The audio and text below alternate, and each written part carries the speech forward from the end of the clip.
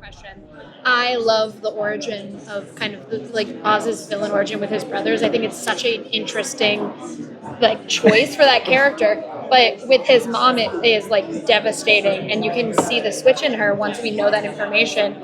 How is it for you as an actor to like build a character knowing that the audience is not going to understand what happened in that relationship until way later into the season? Oh, it's so great. It's so great because you do feel like you have this secret thing and I mean, it's a trope. We know the expectation is like, oh yeah. His mom like never gave him the love he needs and because she's, whatever, a withholding bitch perhaps, but to be building on that trope and know that I had the secret of like, no, it's not that simple at all. You're going to find out that in fact I'm offering him more than most people would offer him. I'm like more present in a funny way. But so you had that story fighting the utter charm of Colin playing Oz.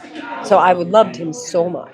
And I loved him in the moment so much. And Frances loves him so much in the moment. And then there's this other thing which is underneath, which is a real hatred and a real understanding of like, when you talk about nature nurture, like she had to look and see that she actually did have the devil and she could, unleash him into the world or she could protect the world from him. And because she, you saw the kid. Yeah. What are you going to do? he gets to live. He got to live.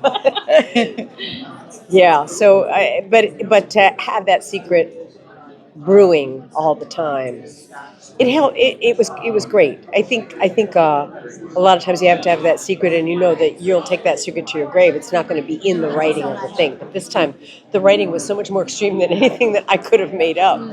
So it was really thrilling, and just to follow Lauren's logic all the way through. And sometimes I would call her up, and I'd be like, "Really?" And she'd be like, "Yes, really." Okay, here we go. It's a fantastic answer. Just to kind of piggyback off of that a little bit too, I'm kind of wondering, how do you feel his mother's presence? Like, what does she represent in his life? We saw pretty early in the season, where he feels this measure of disappointment, and it's completely flipped. So what sort of measure of reasoning or position or what does the mother represent? I think, like, even in that very first scene, she looks at him and says, "So he laughed at you, and that's your justification for killing him." That could be the end of it, and she's like, "No, you have to take it another step. You have to like look at your own nature." Which I happen to know, because of the backstory, is very, very dark and very heartless in a way. And, you're a sociopath. And I know it. You don't know I know it, but I know it. So you have to take that on and you have to carry that. But I think there's also a way that, like, his fear of being invisible, his fear of being humiliated, his sense of himself as being, underneath all these people in the world that he works in. The driver, for Christ's sake. He like runs their nightclub, for Christ's sake. She's like, oh, you want to talk about being invisible? You want to talk about being humiliated? Be me my whole life. I turned it into a weapon, and that's what you are going to do. So in a funny way, she's like teaching him the lesson that most women already know. Unfortunately, she's like, I'm gonna weaponize you with like, oh, humiliate me more. Oh, don't see me even more, and talk about the secrets in front of me. I'm like gathering. So I think she's gives him those wiles, but she also teaches him how to control, how his humiliation-o-meter works. Humiliation-o-meter, I just made that up. I like it. That's great. Thank you so much. Thank you. Did we do it? You guys look like you guys look exhausted. I'm sorry. I know I am, but you guys are like. I know. So I really personally appreciate bringing awareness to dementia, and it's really hard watching her get worse and worse. Yeah. Throughout the season. Like, can you kind of talk about that? Like, Well, yeah. I mean, I unfortunately know more than a lot of people. I know about it, but I know more than I would like to know about it. Because my dad had it, my mom's got it now. It's a thing. And my dad probably had exactly what she had, misdiagnosed as Alzheimer's, which happens a lot.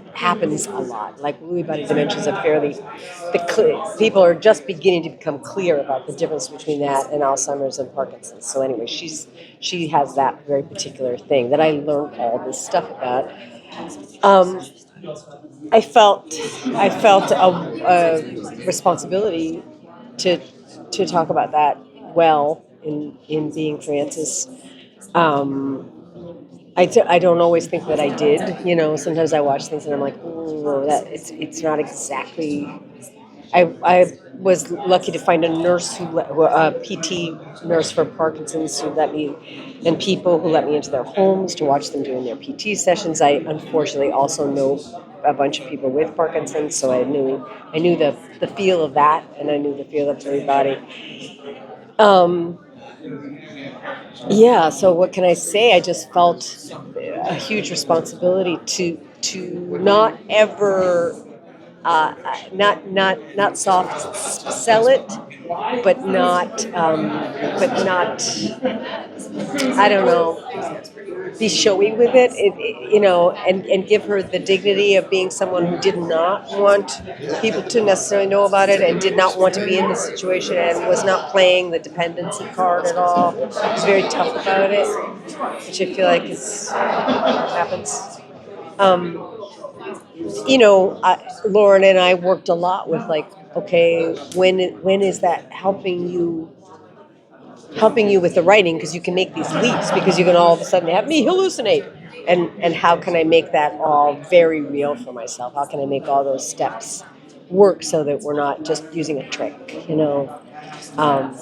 So I worked hard on that, and not letting it become tricky, and not skipping the steps.